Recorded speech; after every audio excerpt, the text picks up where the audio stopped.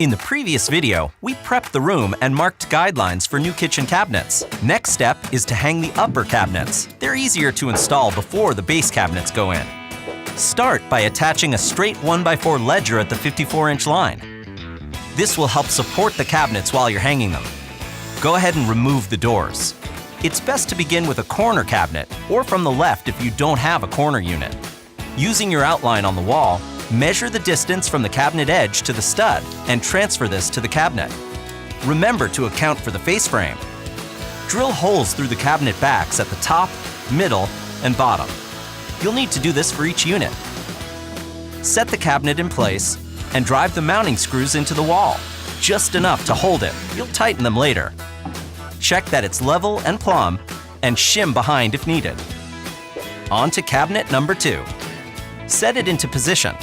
Line up the faces so they're even at the bottom and across the front and clamp them together. Drive screws in the back just enough to hold the cabinet for now.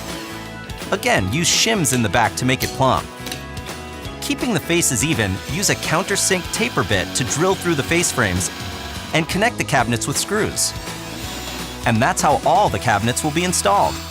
If your wall is really bowed, it helps to glue shims over the stud lines where you'll secure the mounting screws. This will prevent the cabinet backs from bowing when you drive in the screws. Continue installing the rest of the cabinets. Keep checking that the faces and edges are even. When you get to the ends, you might have a space between the cabinet and the wall. No worries, filler strips can fix that. Measure the gap at the top and bottom. Mark and cut the strip. For uneven walls, mark the piece using a compass to scribe a line following the contours of the wall and cut. It helps to cut at a 7 to 10 degree bevel to help fit the piece against the wall. Check the width of the piece and cut the cabinet side. Or use a plane for minor adjustments. Drill holes through the frame and attach with screws. Once you have all of the cabinets connected, drive in the rear screws and remove the clamps. Remove the ledger boards and touch up any spots on the walls. If you're doing molding, attach it with finish nails and hang the doors.